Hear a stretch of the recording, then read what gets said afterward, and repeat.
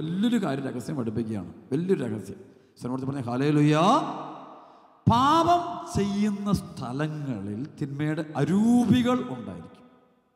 ഇപ്പം ഒരു കൊലപാതകം നടക്കുന്ന സ്പേസ് അല്ല പ്ലേസ്, അവിടെ ഒരു തിന്മയുടെ ശക്തി ഹിഡൻ, ഇറ്റ്സ് ഓൾവേസ് ഹിഡൻ. അത് പുറമെ കാണില്ല, അവിടെ കാണും. അതുപോലെ ഓരോ തിന്മകൾക്കും മദ്യപാനം നടക്കുന്ന സ്ഥലങ്ങൾ, ഈ മദ്യപാനം ആ സ്പിരിറ്റുണ്ട്, ഈ മദ്യപാനവും സ്പിരിറ്റ് പൈസ ശക്തി ഞാൻ കണ്ടിട്ടുണ്ട്. ഇതൊക്കെ ബന്ധിച്ച് പ്രവർത്തിക്കുമ്പോൾ കാണാൻ പറ്റും. അപ്പോൾ ഈ ഒരു വ്യക്തിയിലുള്ള തിന്മയുടെ ആൾക്ക് പോലും അറിയത്തില്ലോട്ടോ നമുക്ക്. അതല്ല യോഹന്നാൻ 8:44 തിന്മയുടെ ശക്തിയെക്കുറിച്ച് ഈശോ പറയുന്നതാണ്. അവൻ നുണയുടെ അവൻ ഹിഡനാണ്, ഒരിക്കലും അവൻ വെളിച്ചത്തിൽ വരില്ല. അവൻ അന്ധകാരമാണ്, അവൻ ഒരിക്കലും പ്രകാശത്തിലേക്ക് അവൻ ഒളിഞ്ഞിരിക്കും, അവനെ ഒരിക്കലും കണ്ടുപിടിക്കാൻ പറ്റില്ല.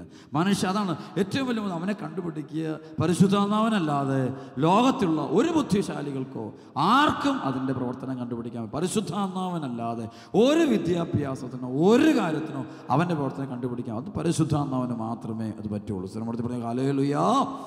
പാപം നടക്കുന്ന സ്ഥലങ്ങളിൽ ഈ തിന്മയുടെ ശക്തി. ഇപ്പം മന്ത്രവാദം, ഒരു ഉദാഹരണം, ഒരു വലിയ സംഭവം പറയാൻ.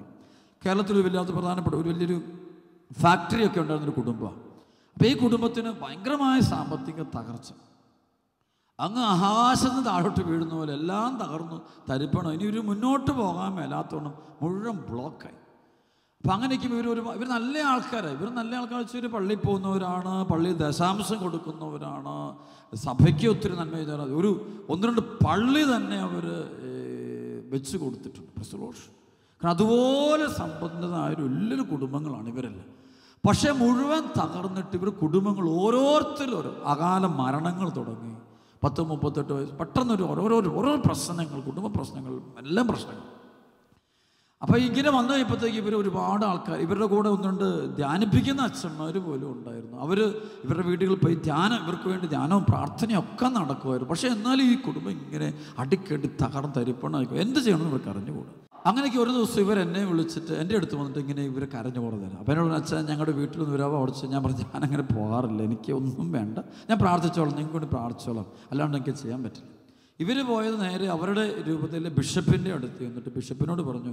ബിഷപ്പൊക്കെ ആയിട്ട് നല്ല ബന്ധങ്ങളാണ്, നല്ല ആൾക്കാർ. അവരങ്ങനെ മദ്യപാനമോ ദുഷിച്ച ജീവിതമോ വഴിവിട്ട ജീവിതമോ അങ്ങനെയൊന്നുമില്ല, നല്ല മനുഷ്യരാണ്. ദൈവത്തിൻ്റെ മുമ്പിൽ അവർ നല്ല രീതിയിൽ ചെയ്യും. പക്ഷേ എന്താ സംഭവം ചെയ്യില്ല, മുഴുവൻ തിരിച്ചടികളാണ്. മുഴുവൻ എവിടെ തൊട്ടാലും ആദ്യം അങ്ങ് കയറി തകർന്നു. അപ്പോൾ ഇവർ ഫാക്ടറി എല്ലാം തകർന്നു, ഇവർ കുടുംബ ബന്ധങ്ങളിൽ പോലും പ്രശ്നങ്ങളായി.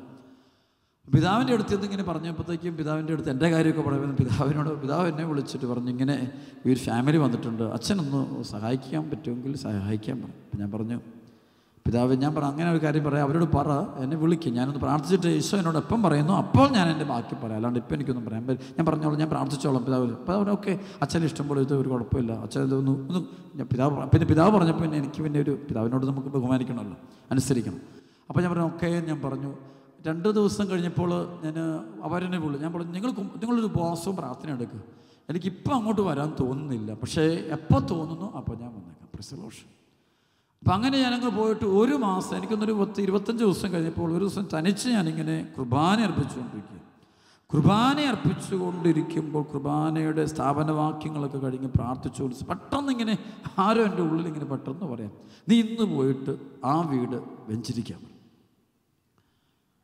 ഓക്കെ, ഞാൻ കുർബാന തീർത്ത ശേഷം ഇറങ്ങിയിട്ട് ഞാൻ ഫോൺ എടുത്ത് അവരെ വിളിച്ച് ഞാൻ വരുന്നു. അവർക്കില്ല അത്ഭുതം. ഞാൻ പറഞ്ഞു നിങ്ങൾ എല്ലാവരും വീട്ടിൽ വന്ന് ഒരു തറവാട്ടിൽ വന്നിട്ട് ഒരുമിച്ച് കൂടി പ്രാർത്ഥിച്ചൊരുങ്ങിയിരിക്കും, ഞാൻ വരാമെന്ന്. അപ്പോൾ എന്നിട്ട് ഞാൻ പെട്ടെന്ന് ഇറങ്ങി.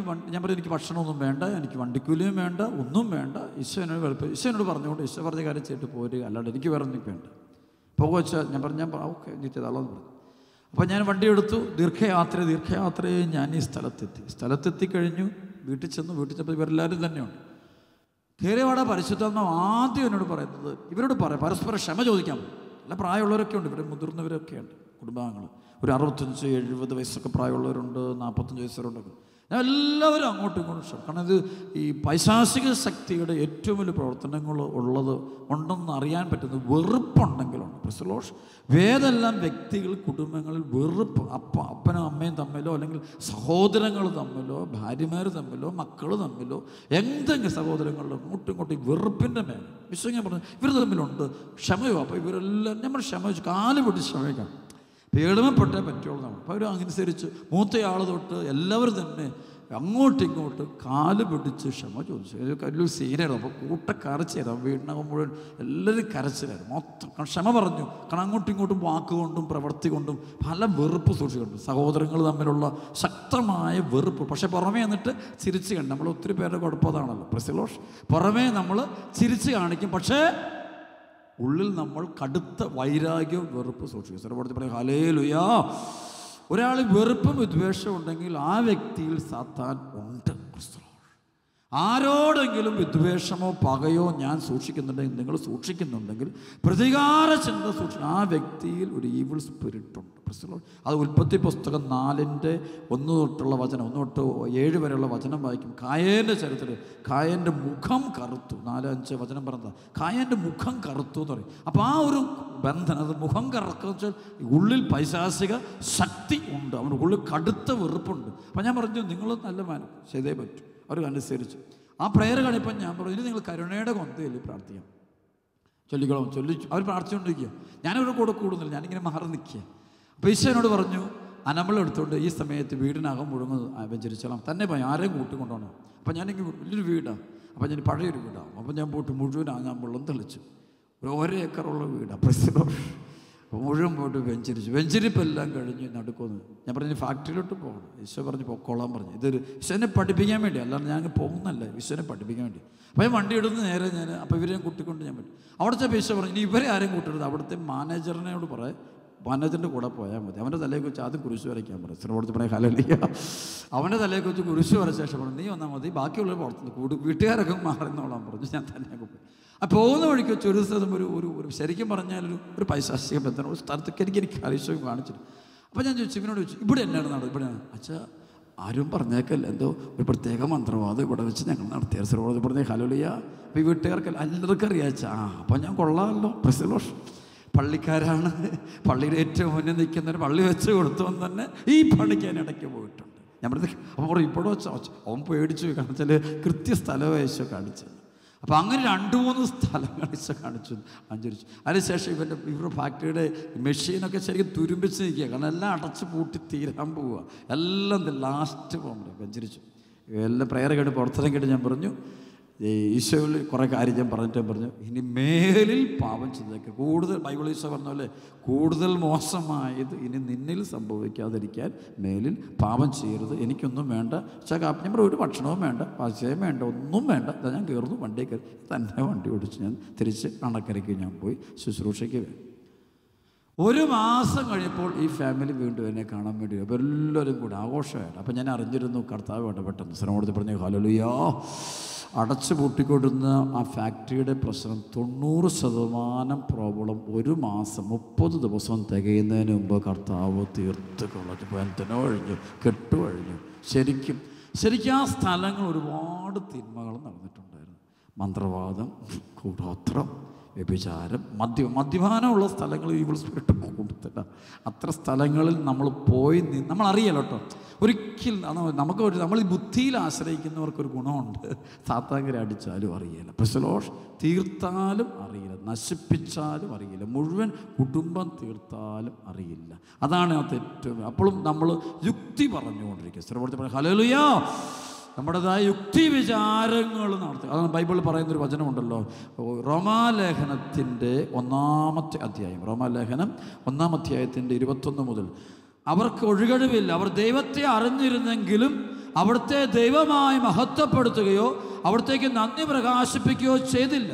മറിച്ച് അവരുടെ യുക്തി വിചാരങ്ങൾ നിഷ്ഫലമായി തീരുകയും വിവേകരഹിതമായ ഹൃദയം അന്ധകാരത്തിൽ ആണ്ടുപോവുകയും ചെയ്തുകൊണ്ട് അവരുടെ യുക്തി വിചാരങ്ങൾ നിഷ്ഫലമായി തീരുകയും വിവേകരഹിതമായ ഹൃദയം അന്ധകാരത്തിൽ ആണ്ടുപോവുകയും ചെയ്തു. ജ്ഞാനികളെന്ന് അവകാശപ്പെട്ടുകൊണ്ടവർ ഭോഷന്മാരായി തീർന്നു. സ്ഥലത്ത് പറഞ്ഞ ഹല്ലേലൂയ. ഇന്ന് പല ജ്ഞാനികളും ആരായിട്ട് തീരുന്നുണ്ട്? ഭോഷന്മാരായിട്ട് തീരും. പല ജ്ഞാനികളും ആരായിട്ട് തീരുന്നു?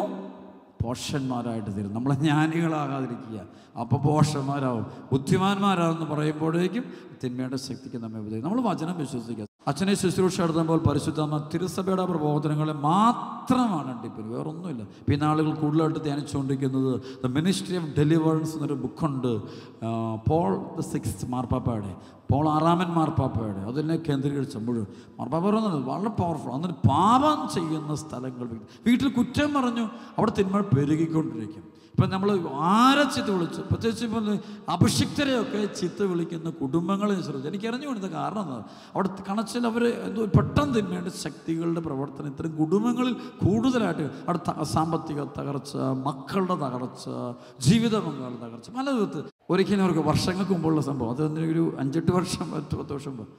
അപ്പോൾ ഈ ഒരു പയ്യൻ, അവന് എന്തോ +2 ആണോ 10th ആണോ ഒരു സംശയം ഇപ്പോൾ ഉണ്ട്.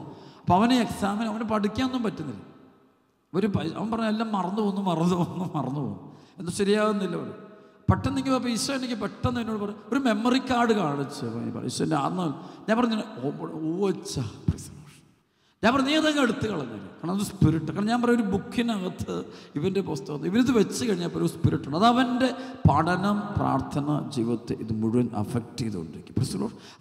അവനെ പിന്നെ ഈ സ്പിരിറ്റ് കയറി പിന്നെ അപ്പനോട് അടുക്കില്ല, അമ്മയോട് സ്നേഹം കുറയും, സത്യമായിട്ട് പെരുമാറില്ല, അപ്പന് പള്ളി എല്ലായിടത്തും ഇവനും അങ്ങനെ. എന്നിട്ട് ഇവൻ ഇങ്ങനെയുള്ള തിന്മകൾ. ചില കുഞ്ഞുങ്ങളുണ്ട്, ഈ തിന്മയെ കഴിയുമ്പം തന്നെ അവൻ നല്ല വിദ്യാഭ്യാസ ചില തിന്മയുടെ സ്ഥിതിയുണ്ട്, അവനെ മാർക്ക് കൊടുക്കും, നല്ല മാർക്ക് കൊടുക്കും, നല്ല വിജയം കൊടുക്കും. പക്ഷെ കൊടുത്തിട്ട് അങ്ങ് മുകളിൽ ചെല്ലുമ്പോൾ ഒറ്റയടി. സ്ഥലപ്പെടുത്ത് പറഞ്ഞ ഹല്ലേലൂയ. ഈ നാളുകളിൽ ഞാൻ വിദേശ രാജ്യങ്ങളിൽ കഴിഞ്ഞ വർഷം വിദേശ രാജ്യങ്ങൾ ഒരു രാജ്യത്ത് പോയി കഴിഞ്ഞപ്പോൾ എനിക്ക് വലിയൊരു സങ്കടമുണ്ട്. എനിക്കെൻ്റെ ജീവിതത്തിൽ ഇങ്ങനൊരു സങ്കടം വെച്ചാൽ, വലിയ സങ്കടം വെച്ചാൽ, അരമണിക്കൂർ ഞാൻ ആളുകളെ കാണാൻ വേണ്ടിയിരുന്നു. കാരണം എനിക്ക് ആ ദിവസം വെച്ചാൽ ക്ഷീണമായിരുന്നു, ചില വയ്യായിരുന്നു, പനി പിടിച്ചായിരുന്നു. കാരണം ഒത്തിരി ശുശ്രൂഷ ഇങ്ങനെ കയറി വന്നുകൊണ്ട് ഓരോരുത്തർ കഴിയുമ്പോൾ അടുത്ത സ്ഥലത്തേക്ക് അച്ഛന്മാരെ കൊണ്ടുപോകും, അല്ലെങ്കിൽ മിത്രന്മാരെയും കൊണ്ടുപോകും. അപ്പോൾ അതുകൊണ്ട് നോൺ സ്റ്റോപ്പായിട്ട് ശുശ്രൂഷയായിരുന്നു. അപ്പോൾ ഞാൻ വീണ്ടും പോയി, നന്നായിട്ട് 105 ഡിഗ്രി പനി വന്നിരിക്കും, ശരിക്കും ക്ഷീണം. പക്ഷേ എന്നാലും കുഴപ്പമില്ല, കർത്താവിനെ കൺട്രോൾ ചെയ്ത് രാവിലെ ശുശ്രൂഷയ്ക്ക് ഞാൻ കയറി. പക്ഷെ അന്ന് ഞാനിങ്ങനെ എനിക്ക് വയ്യച്ചര കഴിഞ്ഞിട്ട് ഞാൻ കയറിക്കോളാം എന്ന് പറഞ്ഞപ്പോഴത്തേക്കും അവിടുത്തെ അച്ഛന്മാർ വെച്ചാൽ ഒത്തിരി സീരിയസ് കേസ് കുറേ കാണാമോ? ഞാൻ പറഞ്ഞു ഓക്കെ, കുഴപ്പമില്ല. ഞാൻ ഇറങ്ങി, ഞാൻ ശുശ്രൂഷയ്ക്ക് ഇറങ്ങി, കുഴപ്പമില്ല, ദൈവം എന്നെ അംഗീകരിച്ചു. ചെന്ന് കഴിഞ്ഞപ്പോൾ ഒരു അരമണിക്കൂർ ഞാൻ കൗൺസിലിംഗ് നടത്തി കഴിഞ്ഞപ്പോൾ എനിക്ക് തോന്നുന്നുണ്ട് 25ആണോ 20ന് മുകളിലാണ് എനിക്ക് തോന്നുന്നത്.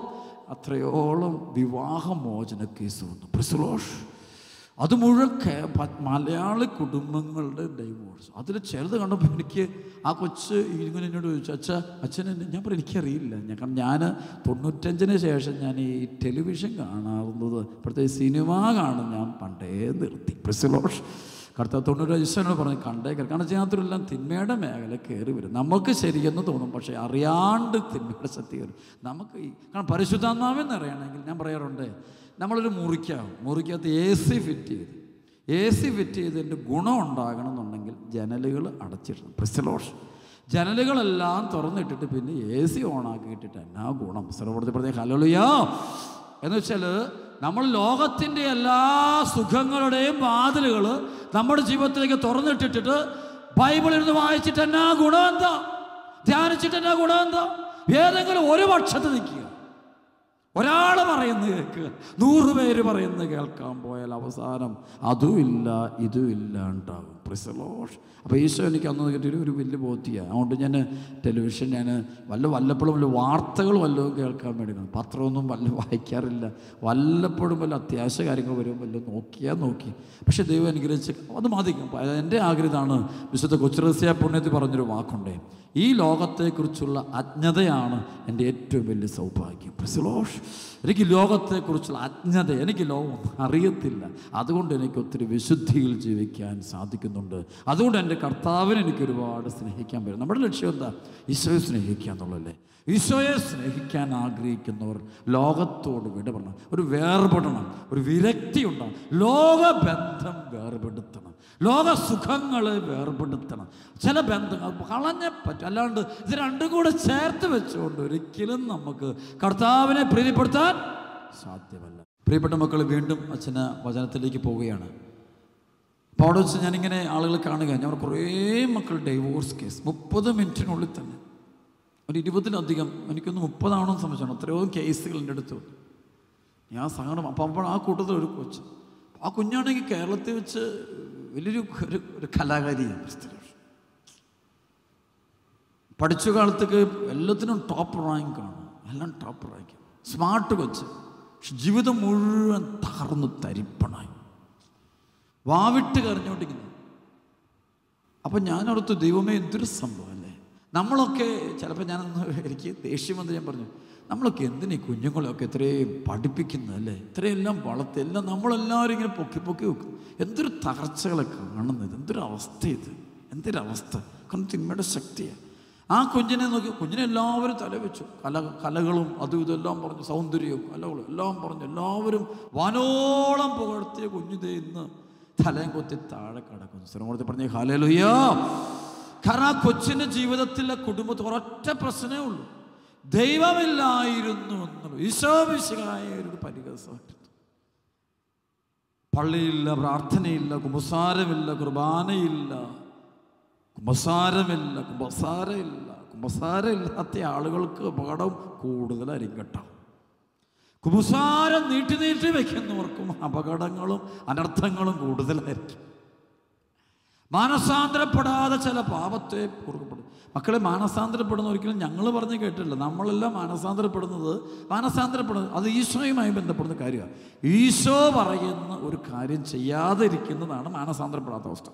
ഈശോ പറയുന്ന കാര്യം കേൾക്കുമ്പോഴാണ് മാനസാന്തരപ്പെടുന്നത്. അപ്പോൾ എൻ്റെ ജീവിതത്തെ ഈശോയുടെ വചനം, ഈശോ എന്നോട് ഓരോ കാര്യങ്ങൾ ആവശ്യം, ഇന്നത് ചെയ്യണം, ഇന്നത് ചെയ്യരുത്, ഇന്നത് പാടില്ല, അതനുസരിക്കണം. ഞാൻ അതനുസരിക്കുമ്പോഴാണ് മാനസാന്തരം. അപ്പോൾ ഈശോയാണ് അനുസരിക്കുക. ഒരാൾ മാനസാന്തരപ്പെടുമ്പോൾ ഒരിക്കലും ഞാൻ പറയും, ഡൊമിനിക് അച്ഛനെ അല്ല നിങ്ങൾ അനുസരിക്കുന്നത്, നിങ്ങൾ ഈശോയെ അനുസരിക്കുന്നത്, ദൈവവചനത്തെയാണ് അല്ലാതെ എന്നെയല്ല നിങ്ങൾ അനുസരിക്കുന്നത്. എന്നെ അനുസരിച്ചിട്ടൊരു കാര്യമില്ല. അനുസരിക്കേണ്ടത് ഈശോമിശിഹായെയാണ് അനുസരിക്കേണ്ടത്. ഈശോമിശിഹായെ അനുസരിക്കുമ്പോഴാണ് ഒരാൾ മാനസാന്തരപ്പെട്ടത്. അപ്പോൾ ഒരാൾ ഈശോമിശിഹായെ അനുസരിക്കുന്നില്ല എന്ന് പറയുമ്പോൾ അവൻ വലിയ ആളല്ല, വട്ടപ്പൂച്ചയാണവൻ. അവൾ ഒട്ടപ്പൂച്ച തകർന്നു പോകുന്നു. ഈശോമിശിഹായെ അനുസരിക്കാത്തവർ തകർന്നു പോകും. അപ്പോൾ എന്നെയല്ല അനുസരിക്കുന്നത്, നമ്മളല്ല, ഞങ്ങൾ അച്ഛന്മാരെയല്ല നിങ്ങൾ അനുസരിക്കേണ്ടത്, ഞങ്ങളല്ല, ഈശോമിശിഹായെയാണ് അനുസരിക്കേണ്ടത്. നമ്മളെല്ലാവരും അനുസരിക്കുന്ന ഒരു വ്യക്തിയാണ്. ആ വ്യക്തിയോടുള്ള അനുസരണമാണ് വേണ്ടത്, വിധേയത്വമാണ്, ബഹുമാനം. ആ കർത്താവിനും പരിഹസിക്കാൻ പോയാൽ പിന്നെ നമ്മുടെ ജീവിതം തീർന്നു എന്നുള്ള കാര്യം ഉറപ്പാണ്. ഞാനാണ് നിൻ്റെ ദൈവമായ കർത്താവ്, ഞാനല്ലാതെ ഉണ്ടായേക്കരുത്. ഈശോയെ പുറത്താക്കി, ഈശോയ്ക്ക് വീട്ടിലാണുള്ള നടുമുറിയിൽ തന്നെ ഈശോ വെക്കുക, ഈശോയ്ക്ക് സ്ഥാനം കൊടുക്കുക. ഈശോയുടെ വചനം 10 കൽപ്പനകൾ നിങ്ങൾ വലിയൊരു ഒരു ബോർഡാക്കി ഉണ്ടാക്കി, അല്ലെങ്കിൽ ഒരു വലിയ രൂപമായിട്ട് വെച്ചിട്ട് നിങ്ങൾ വീട്ടിൽ വെക്കുക. മക്കളെ പഠിപ്പിക്കുക. നിങ്ങളൊന്നും ഈശോയെ പുറത്താക്കരുത്. ഈശോ, നിങ്ങളൊന്നും ആരെ കണ്ട് പേടിക്കേണ്ട. ശത്രുക്കൾ തിന്മ ചെയ്യുന്നവർ വളർന്ന് നിങ്ങൾ കാണുമ്പോൾ അവൻ നോക്കി, അച്ഛാ പാപം ചെയ്യുന്നു, അവനത് ചെയ്യുന്നു, ആ കച്ചവടം ഈ കച്ചവടം അതെല്ലാം നടത്തിയിട്ട് അവനും ഒരു കുഴപ്പമില്ല, പള്ളിയിൽ പോകുന്നു. നിങ്ങൾ നനങ്ങാണ്ടിരിക്കുക. ഹല്ലേലൂയ. അടി വരുന്നതേ ഉള്ളൂ. എൻ്റെ ജീവിതം കൊണ്ട് പഠിച്ച കാര്യമാണ്. അടി വരുന്നുള്ളൂ, അപകടങ്ങളും. അത് സമയമുണ്ട്. ഇപ്പം അത് നമ്മളെ അങ്ങോട്ട് വശീകരിക്കാൻ വേണ്ടി സാത്താനുണ്ടല്ലോ, നമ്മളെ ഈശോയിൽ നിന്ന് അകറ്റാൻ വേണ്ടി ദുഷ്ടൻ വളരുന്നത് കാണിച്ചു തരും. അപ്പം നമ്മൾ നോക്കും, ദുഷ്ടൻ്റെ വഴിയിലൂടെ പോയാലും നമ്മളും വളരുമെന്ന്. അപ്പം ശരിക്കും നമ്മളെ അങ്ങോട്ട് കൊണ്ടുപോകാൻ വേണ്ടിയുള്ള സാത്താൻ്റെ ഒരു ബുദ്ധിയാണ്. ഇച്ചിരി കഴിയുമ്പോൾ നോക്കിയോ, അത് അവിടെ തകർന്നത് കാണാൻ പറ്റും, തരിപ്പണമാണെന്ന് കാണാൻ പറ്റും. അവിടെ പ്രിയപ്പെട്ട മക്കളെ, ഈശോയ്ക്ക് 1-ാം സ്ഥാനം കൊടുക്കണം. കർത്താവിൻ്റെ കൃപയിൽ ആശ്രയിക്കാൻ തയ്യാറാകണം.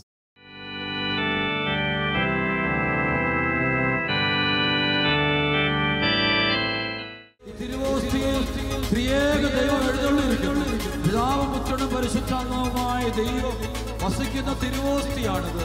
നമ്മുടെ കർത്താവ് എഴുന്നള്ളിരിക്കുന്നു, ജീവിക്കുന്ന ദൈവം എഴുന്നള്ളിരിക്കുന്നു. ആ കർത്താവിനെ നമുക്ക് സ്തുതിച്ച് മഹത്വപ്പെടുത്താം. മാലാഖമാരോടും വിശുദ്ധരോടും ചേർന്ന് ആരാധിക്കാം. എല്ലാവരും ചേർന്ന് ആരാധിക്കാം. പരിശുദ്ധ അമ്മയോട് ചേർന്ന്, 12 അപ്പസ്തലന്മാരോട് ചേർന്ന്, തിരുസഭയോട് ചേർന്ന്, ദൈവമക്കളോട് ചേർന്ന് നമുക്ക് ഈശോയെ വിശ്വസിച്ച് ആരാധിക്കാം. തിരുവോസ്തി ഈശോയിലുണ്ട്. ഈശോയുടെ ശരീരമാണ്, ഈശോയുടെ സാന്നിധ്യമുണ്ട് ഇവിടെ, ഈശോയുടെ സാന്നിധ്യമുണ്ട് ഇവിടെ. വിശ്വസിച്ച് ശ്രദ്ധിക്കട്ടെ. Hallelujah, hallelujah. 2 കരം ഉയർത്തി ഈ കൃപയുടെ മക്കളെ നീട്ടിപ്പിടിച്ച് ഈശോയെ എന്ന് വിളിച്ചു ആശീർവദിക്കുന്ന ഈശോയെ എന്ന് വിളിക്കട്ടെ.